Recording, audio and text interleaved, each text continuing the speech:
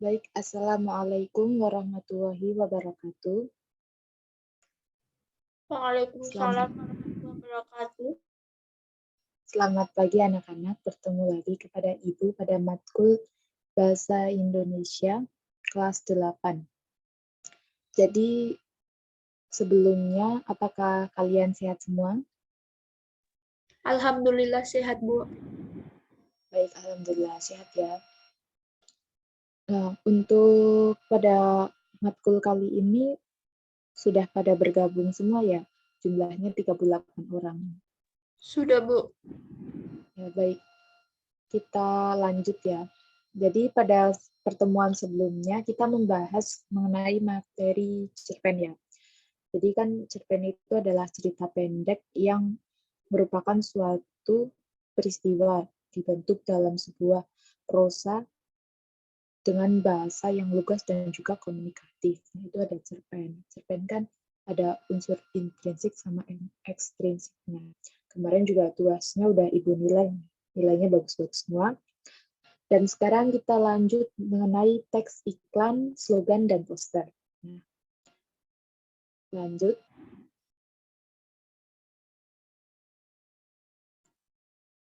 Yang akan dibahas pada konteks kali ini ada iklan, slogan, dan poster. Nah, yang pertama ada iklan. Apa itu iklan? Kita tahu sendiri ya bahwa iklan pada zaman sekarang dengan kemajuan teknologi sering kita jumpai baik itu melalui media cetak, melalui televisi dan juga melalui koran. Dan ada juga iklan yang berada di pinggir jalan seperti terpasang pada banner dan reklame. Itu iklan. Apa itu iklan? Lanjut.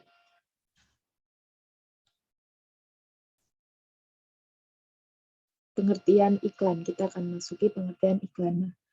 Apa itu iklan? Secara umum, iklan itu dapat diartikan sebagai pemberitahuan yang bertujuan mendorong atau membujuk khalayak ramai. Jadi, iklan itu pemberitahuan yang bertujuan untuk membujuk khalayak agar membeli barang atau jasa atau menggunakan jasa. Nah, iklan tersebut banyak dimiliki oleh perusahaan-perusahaan besar dan properti untuk mempromosikan barang atau jasanya agar menarik perhatian masyarakat sehingga meningkatkan nilai jual. Nah, dalam arti iklan tersebut membantu proses pendistribusian dalam kegiatan perekonomian. Selain sebagai komersial, iklan juga sebagai pesan penyampaian pesan sosial dan juga penyampaian pesan pribadi. Tujuannya iklan sendiri apa? Tujuannya untuk mempengaruhi khalayak agar sasaran masyarakatnya luas dan jumlahnya tak dapat ditentukan. Dan tingkatannya berpencar-pencar, digunakan untuk menyampaikan gagasan, produk, ataupun jasa. Jadi iklan ini untuk mempromosikan barang akan digunakan oleh halayak secara umum. Jadi misalnya iklan Pepsodent itu agar masyarakat Indonesia baik itu dari Sabang maupun Merauke itu menggunakan produk Pepsodent. Iklan Pepsodent sendiri itu biasanya ada di televisi. Nah, itu dilihat dari iklan ada promosinya, misal memakai Pepsodent bisa menyebabkan giginya berwarna putih, berkilau dan juga bisa sering Pepsodent seperti itu ya.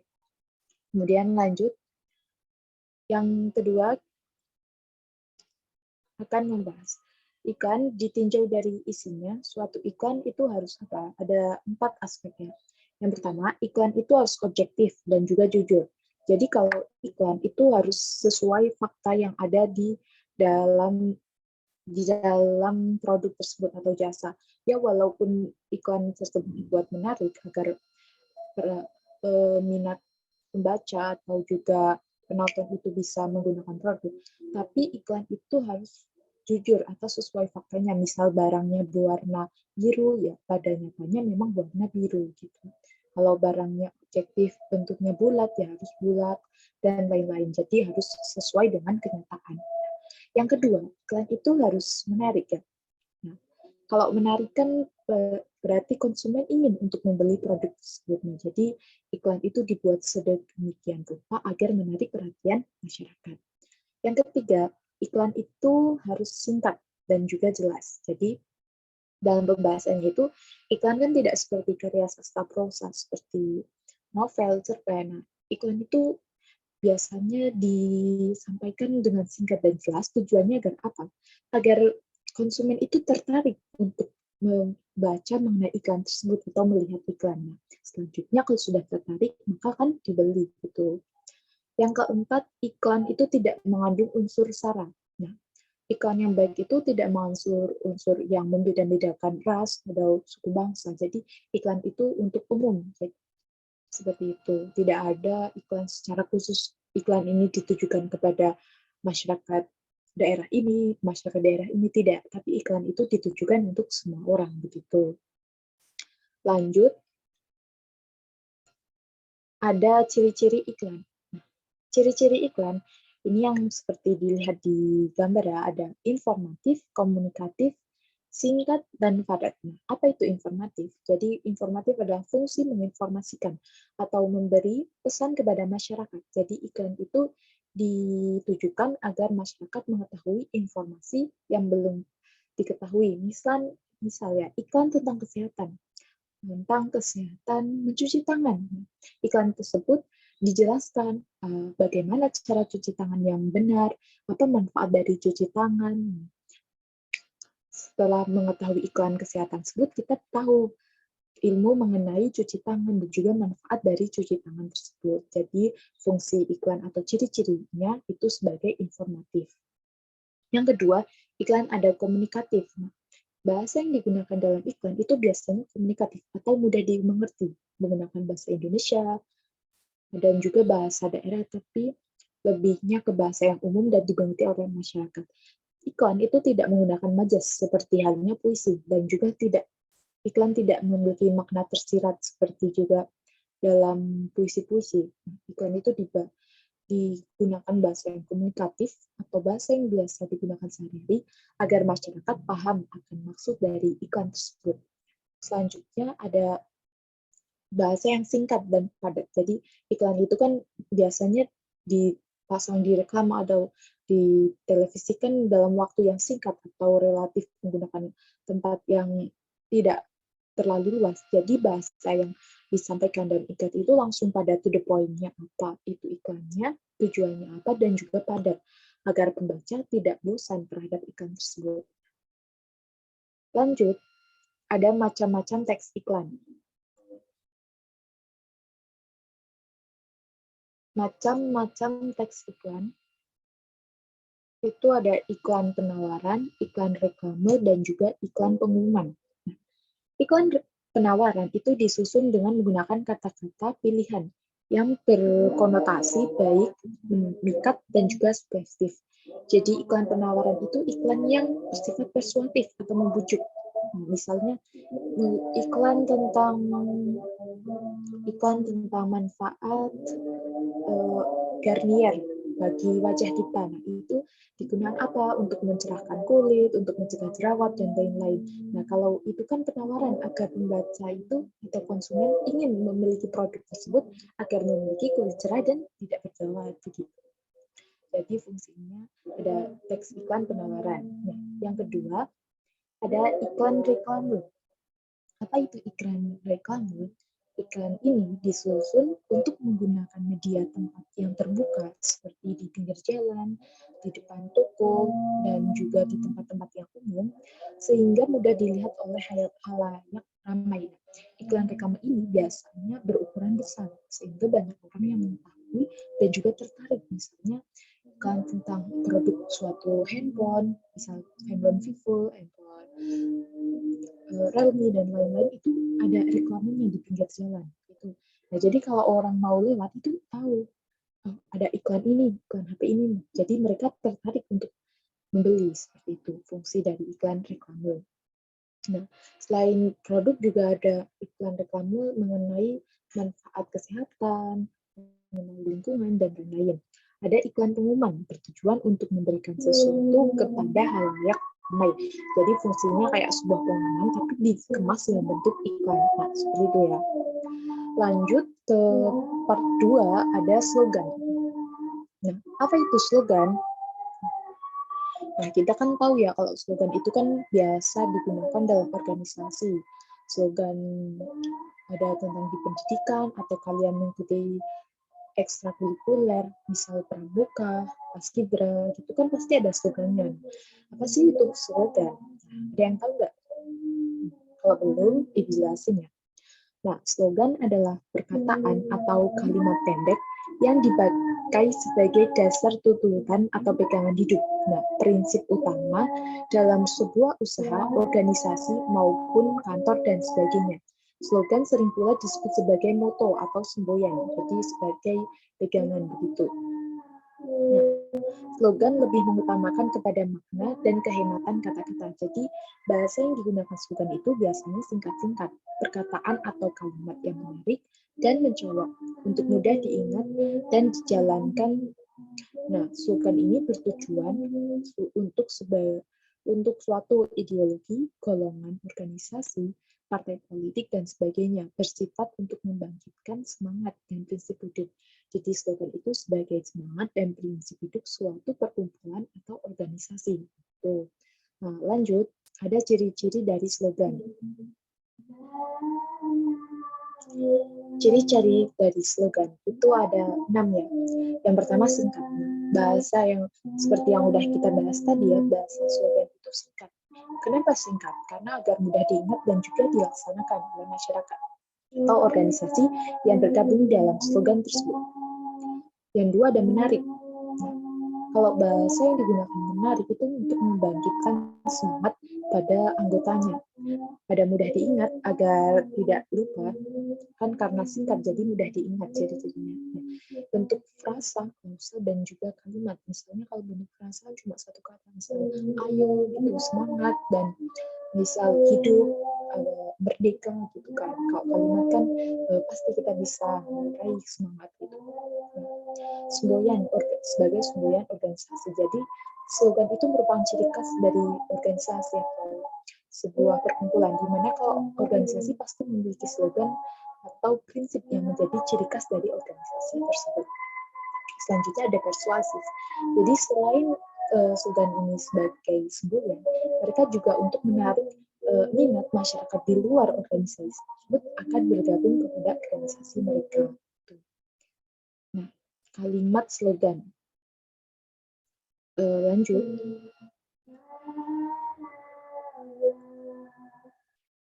Kalimat slogan itu ada contohnya sebelumnya ini.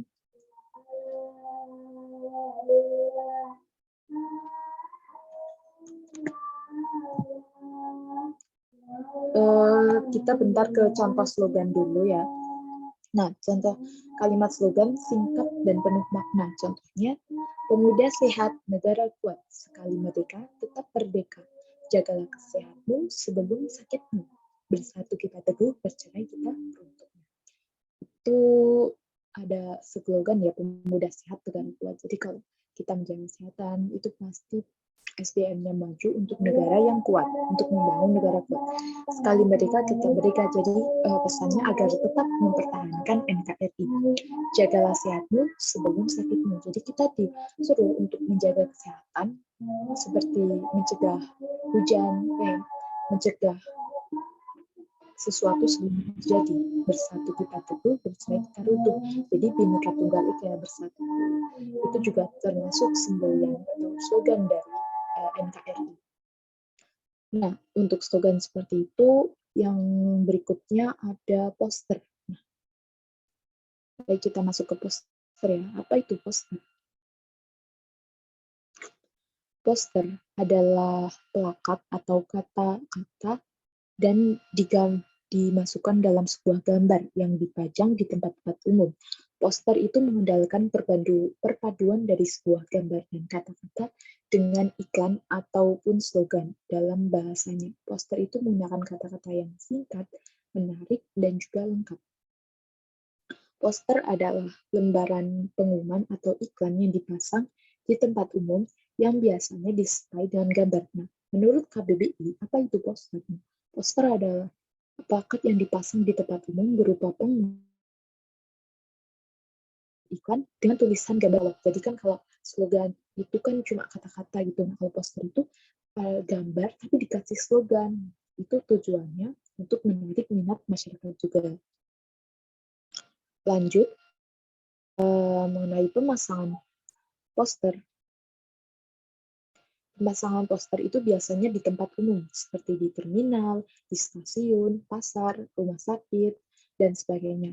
Nah, poster itu ditempelkan di dinding atau tembok, biasanya di pinggir jalan.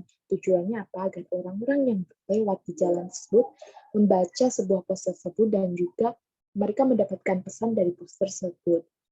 Tujuan pemasangan poster ini agar sesuatu yang ada di dalam poster tersebut diketahui oleh umum. Nah, jadikan untuk masyarakat tertarik agar membeli, memakai, atau mengikuti poster tersebut. Seperti poster tentang produk, maka masyarakat yang lewat bisa tertarik dan membeli sebuah produk tersebut. Kalau posternya mengenai poster sosial, misalnya poster tentang berbagi kepada sesama, jadi pembaca poster tersebut bisa meningkatkan rasa kemanusiaan dan kemudian melakukan kegiatan sosial. Itu sama saja mengikuti dari isi dari poster tersebut. Kaidah kebahasaan poster. Kaidah kebahasaan poster itu ada 4 ya. Apa aja? Yang pertama singkat dan jelas. Nah, sama seperti iklan, slogan, poster juga bahasanya itu singkat dan jelas. Karena apa? Karena kalau panjang-panjang pasti bosan dan juga langsung pada inti poster. Dan dilengkapi oleh gambar sehingga harus terlihat menarik. Efektif. Kedua, poster itu efektif karena apa? Kalau membaca iklan doang itu kan tulisan, itu belum tentu tertarik. Tapi kalau poster dengan gambar yang menarik dan juga unik itu membuat para masyarakat tertarik untuk melihat poster tersebut. Mudah dipahami. Nah, bahasa yang digunakan itu komunikatif atau sehari-hari, jadi mudah dipahami. Karena berbentuk gambar, maka poster itu menarik perhatian masyarakat untuk membacanya. Gitu. Selanjutnya ada prinsip penyusunan poster. Prinsip penyusunan poster ada 3. Yang pertama, kata-kata yang digunakan itu singkat dan padat. Agar apa? Agar orang itu lebih mengingat dan mudah memahami dalam waktu yang singkat. Jadi kan kalau poster dipasang di pinggir jalan, nah kalau bahasanya itu panjang, itu otomatis orang membaca cuma setengah atau sekilas doang kan. Tapi kalau bahasa yang digunakan singkat dan juga efektif, maka orang yang membaca bisa mengetahui isi dari poster dan juga mereka paham akan maknanya. Nah, kalimat dan gambar yang dipilih itu sesuai dengan tujuan penulisan poster dan penggunaan katanya menarik. Jadi kalau posternya tentang pendidikan, ya tentang gambarnya berkaitan dengan pendidikan, tentang sekolah, atau mahasiswa, atau buku. Kalau posternya tentang komersial, itu mengenai produk dan juga bahasa yang digunakan untuk persuasif masyarakat. Gitu. Dilengkapi dengan gambar agar dapat diketahui halayak dengan cepat dan menarik. Tidak perlu kalimat yang banyak, tapi gambarnya itu bisa mewakili poster tersebut. Jadi kalau kata-katanya itu cuma sedikit doang, karena selebihnya sudah diwakilkan dalam sebuah gambar tersebut.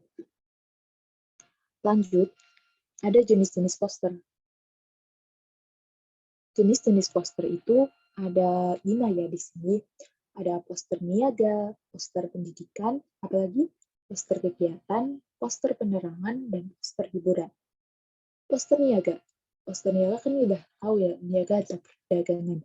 Jadi, poster ini ditujukan untuk kegiatan komersil dalam sebuah perusahaan atau sebuah pabrik di mana poster tersebut dibuat untuk meningkatkan daya tarik dari sebuah produk atau jasa yang akan digunakan.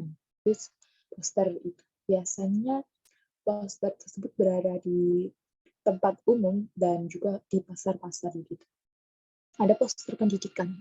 Poster pendidikan itu biasanya berada di lingkungan pendidikan seperti kampus, SMA, SMP, atau SD. Dan juga bisa di lingkungan masyarakat. Nah, poster ini ditujukan untuk pendidikan agar masyarakat mengetahui lebih luas mengenai pendidikan dan pentingnya pendidikan bagi Indonesia. Ada poster kegiatan seperti kegiatan sosial gitu. Ada bakti-bakti sosial, peduli lingkungan. Nah, itu termasuk poster kegiatan untuk menyemarakkan kegiatan sosial yang ada di masyarakat. Selanjutnya ada poster penerangan. Nah, apa itu poster penerangan? Poster itu untuk memberikan informasi mengenai kesehatan. Biasanya poster itu berada di lingkungan masyarakat dan juga di balai-balai atau di rumah sakit puskesmas gitu. Jadi untuk jika kita udah tahu dari gambar tersebut ada poster mencegah sakit gigi atau mencegah COVID-19 gitu. Jadi harus pakai masker atau gimana gambar orang cuci tangan. Nah, itu termasuk dari poster penerangan tersebut untuk memberikan edukasi mengenai bidang kesehatan di masyarakat. Yang terakhir ada poster hiburan. Poster hiburan itu untuk tujuannya ya, agar pembaca itu atau penikmat poster itu bisa terhibur dengan adanya poster tersebut. Biasanya dilengkapi oleh kabar-kabar lucu dan juga kritik kepada pemerintah dalam bentuk karikatur. Jadi bisa pembacanya tertawa gitu ya. Yang terakhir ada kesimpulan.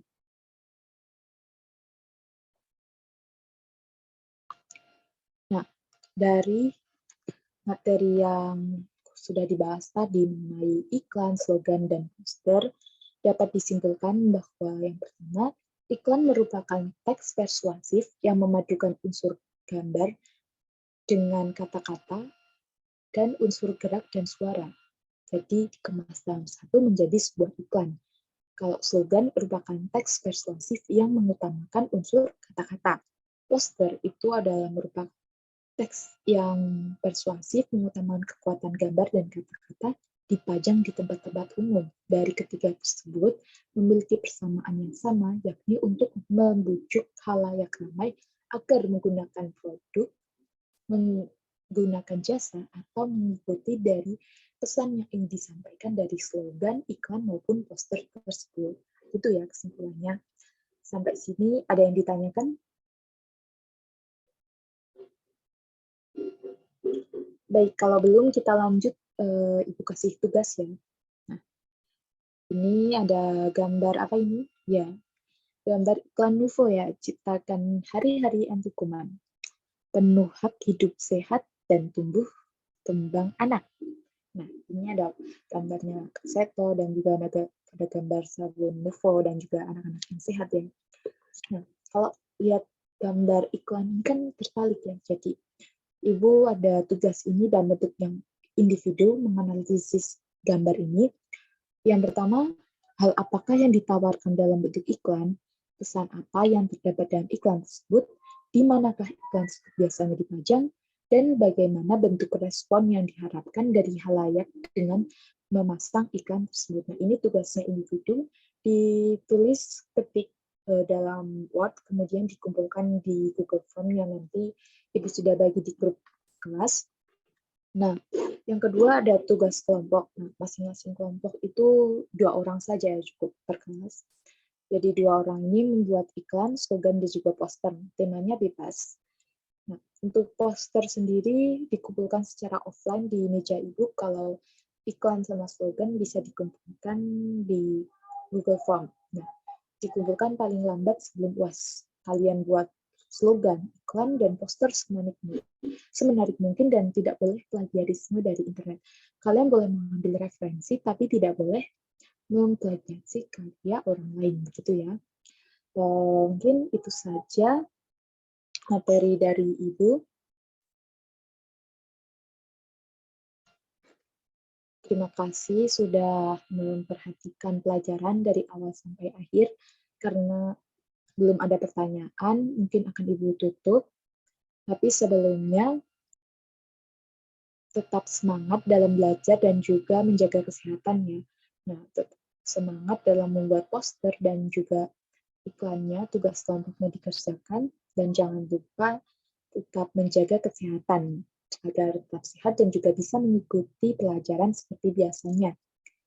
Jika ada yang ditanyakan, bisa ditanyakan lewat WA group nanti. Dan setelah itu, sudah semua ya kayaknya, nggak ada yang ditanyakan. Ya udah, Ibu tutup dengan membaca doa bersama. Marilah kita berdoa menurut agama dan kepercayaan masing-masing. Berdoa mulai. Berdoa selesai. Nah, terima kasih atas perhatiannya. Ibu ucapkan wassalamualaikum warahmatullahi wabarakatuh. Waalaikumsalam warahmatullahi wabarakatuh.